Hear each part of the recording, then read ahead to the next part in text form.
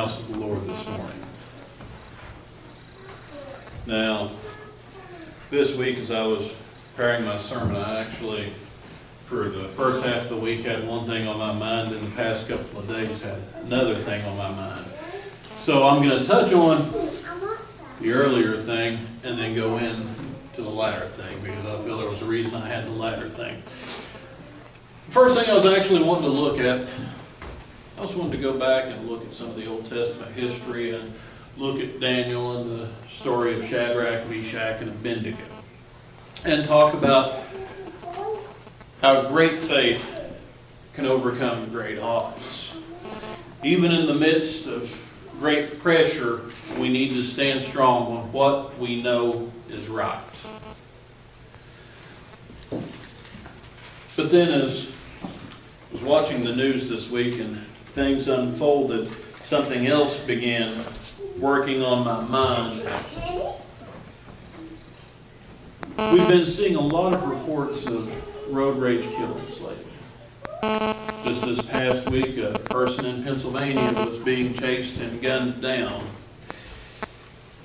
Now, of course, we don't really talk much about road rage killings in Scripture because they didn't have vehicles of such a caliber. Then we can talk about the base of the issue and talk about anger, which is something that's a very important thing for us to understand and be able to come to grips with today, especially when we consider terms of road rage, because I don't know how many of you have noticed, but it's hard to find people on the road that actually know what they're doing and are paying attention to the road and not paying attention to a cell phone or something else, but basically doing anything other than what they should be doing on the road. It tends to infuriate people, and even someone who is slow to anger can sometimes be angry by the way these other people are constantly acting. But let's talk about anger. Let's talk about this. Ephesians chapter 4, verse 26 is where we're starting off. It'll be verses 26 and 27.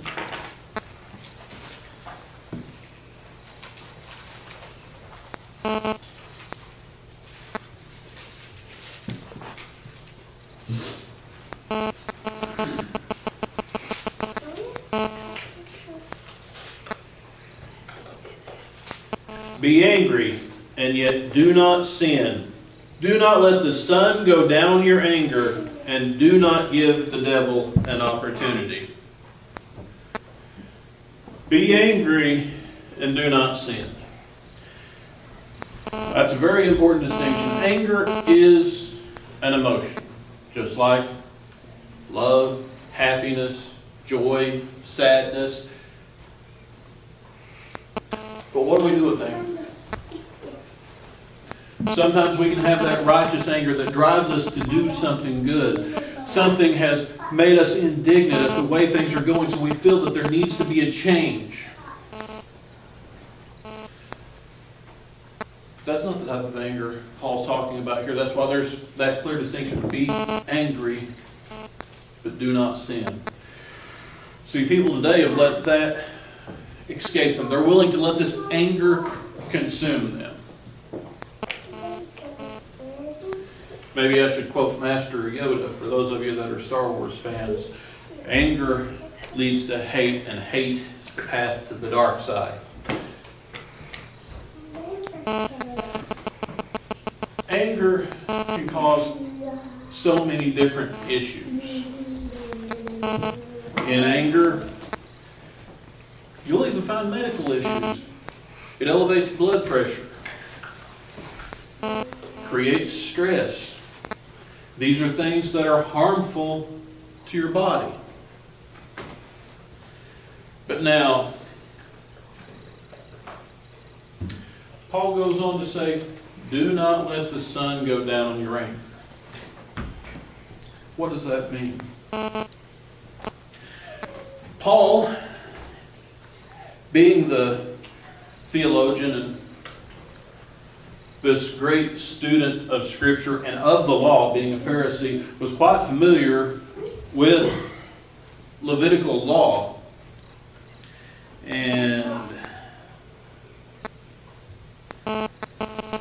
In Leviticus, we're given commandments specifically telling us not to continue to hold on to something if the sun goes down. If we see the sun's going down, we need to go, either make it right with God if we know something's wrong between us and God, or if something's wrong between us and our brother, to go make it right with our brother. Not to continue to let it stir and fester and grow worse. Because that's one of the things about anger. You let it begin to fester.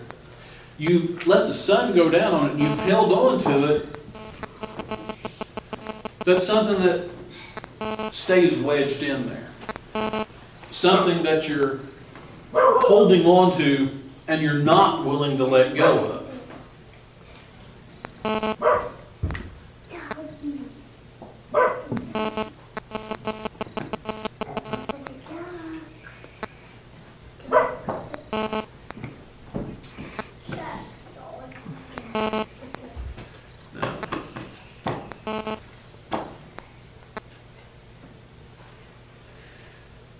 James chapter 1, verses 19 to 20. Well, actually, let's go to James chapter 4, verses 7 to 10 first, then we'll go back to James chapter 1.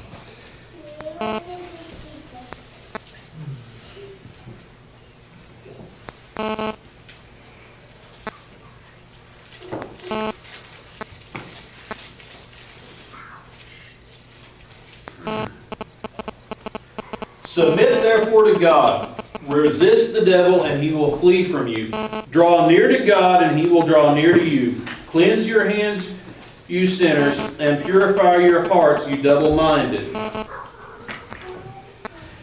Be miserable and mourn and weep. Let your laughter be turned into mourning and your joy to gloom. Humble yourselves in the presence of the Lord, and he will exalt you.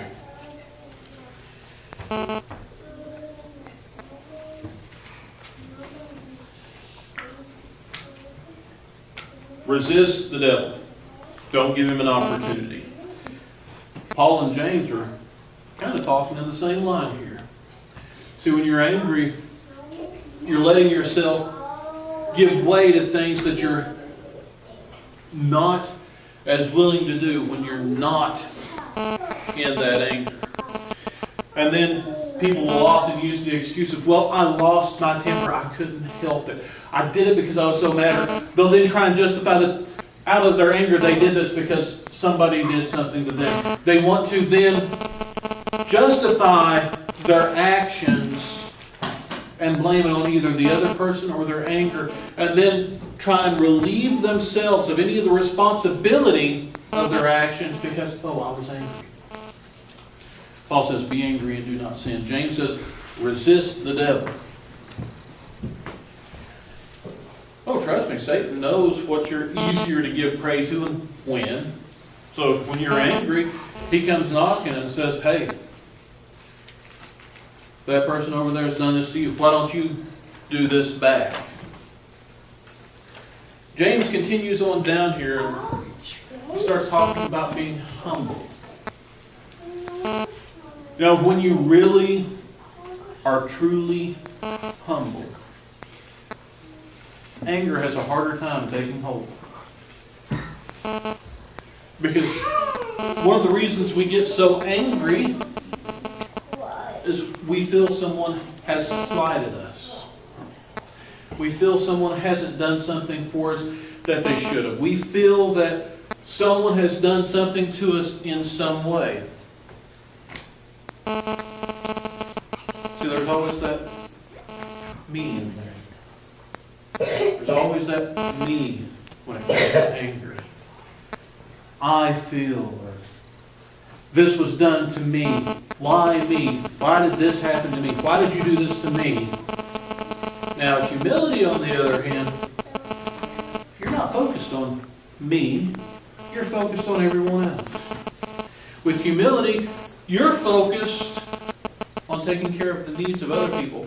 You're willing to exalt other people, lift them up, while you lower yourself down. So as we're taking in this humility,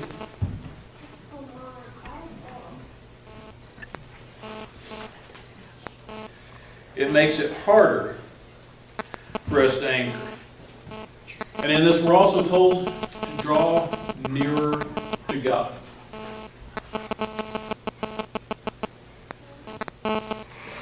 We can take this in terms of anger in multiple ways.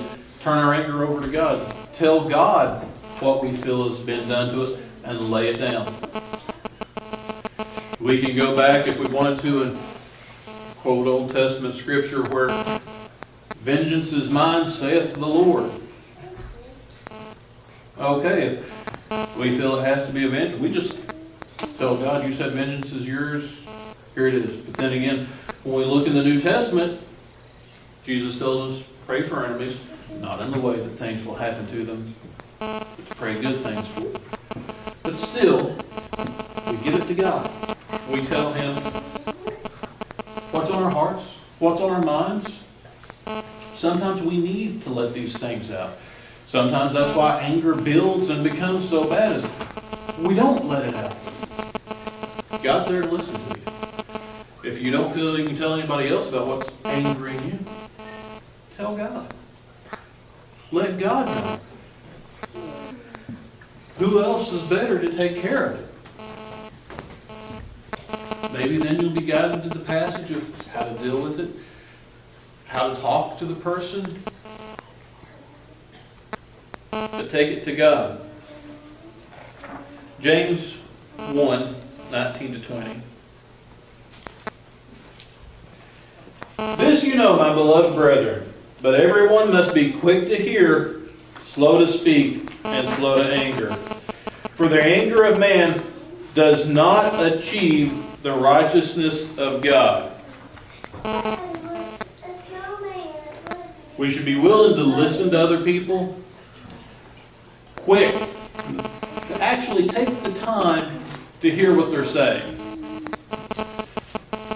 Now, so that's another one of the reasons we have so many misunderstandings in today's society, is where today's society is so focused on self, we're more often than not, rather than actually listening to and hearing what somebody else is saying, we're busy trying to figure out what we're going to say back to them. So we don't necessarily hear everything that's being said. We catch parts and pieces, and then we misunderstand. Miscommunications are made. We've also got to such a point that we've lost the ability for many people to talk face to face, or even to talk on the phone so that they can hear the cues in our voices. We've got to the point that everything is all text-based.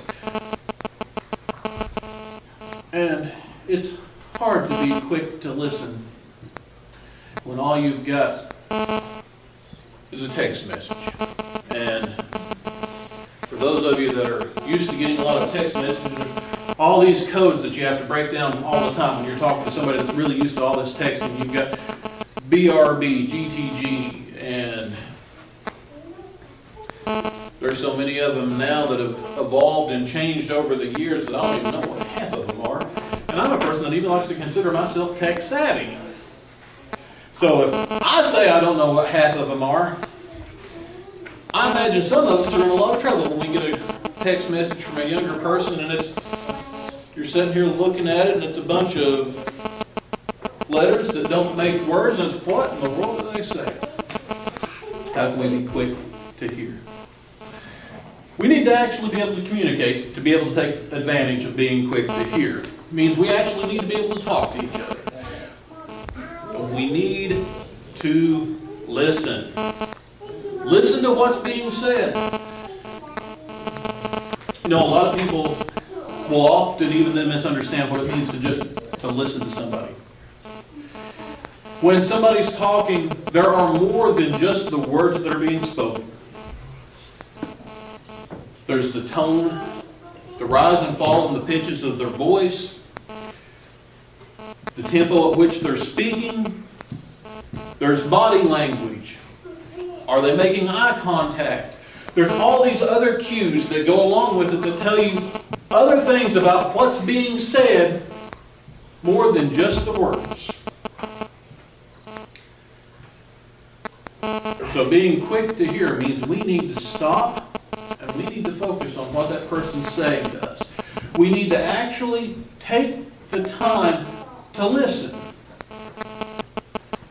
And yes, listening means using more than just your ears.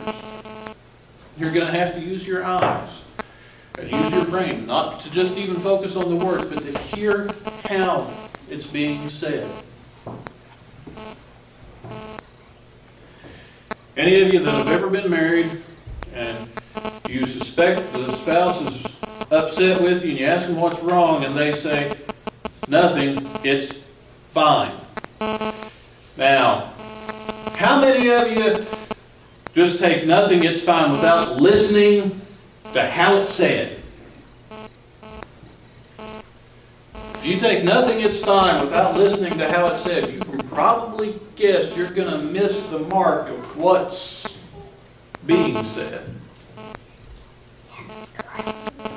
So we need to be quick to hear. That gets rid of miscommunication so that we can be slow to anger. We need to be humble so that we're placing other people first. So that we're not so concerned about slights that happen to us.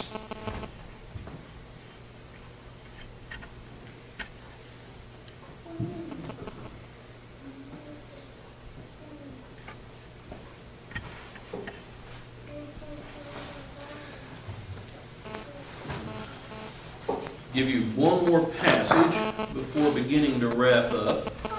Proverbs 29:11.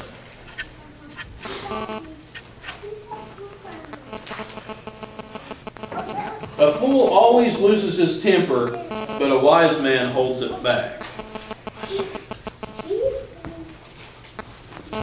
In other words, a careless person always gives in to their anger, but the wise keeps himself under control. Now, I could take this a step further and go and expose a little bit upon some of the Sermon on the Mount when Jesus tells us when someone strikes you upon the right cheek, turn the other cheek also.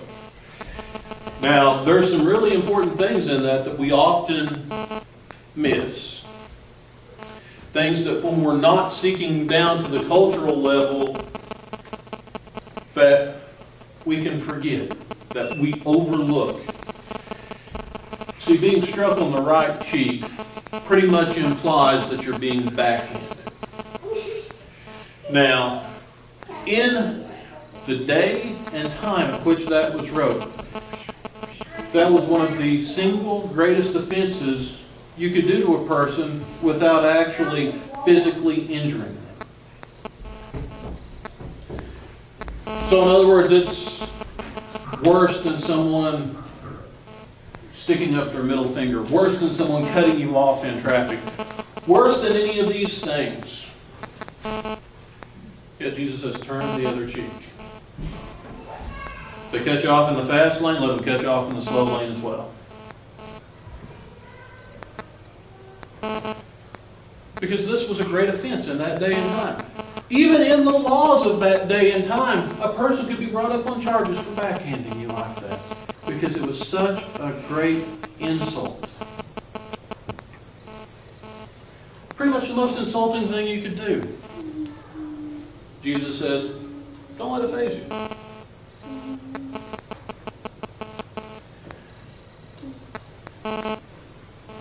We need to keep that kind of thing in mind because in this world we're in, people are allowing anger and hatred to become controlling forces. You look at society and you hear lots of messages of love and tolerance. But the thing is, it's not a message of love and tolerance. It's a message of you'll love what I'm doing and you're going to hate everything else. It's not a everybody's great, let's come in and hug. It's not the 70s hippies that everybody really was in this love fest, that everything's all loving. No. Today's political correctness is you'll do it their way or you're wrong. Today's political correctness says that everything's acceptable as long as it's not Christian, pretty much.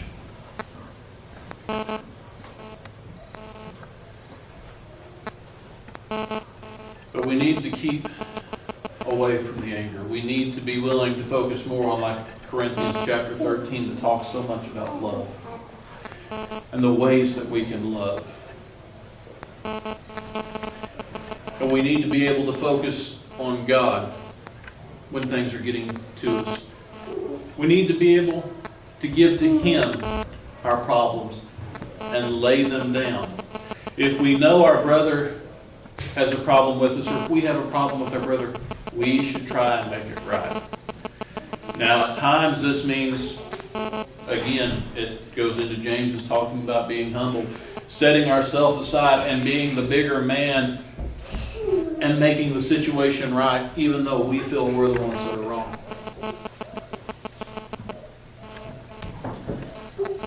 But sometimes that's what it is to be a Christian.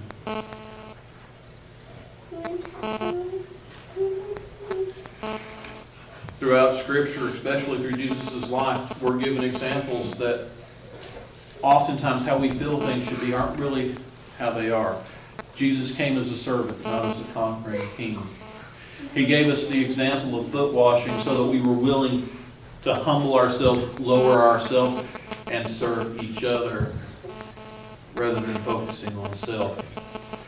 When the disciples ask Him for the ability to be able to one to sit on His right and one to sit on His left, He tells them that's not His to give. And he who is greatest on earth will be least in the kingdom of heaven, and he who is least on earth will be greatest in the kingdom of heaven. If we can remove self, oftentimes anger is not as much of an issue. Now that's all I really have to say for this morning.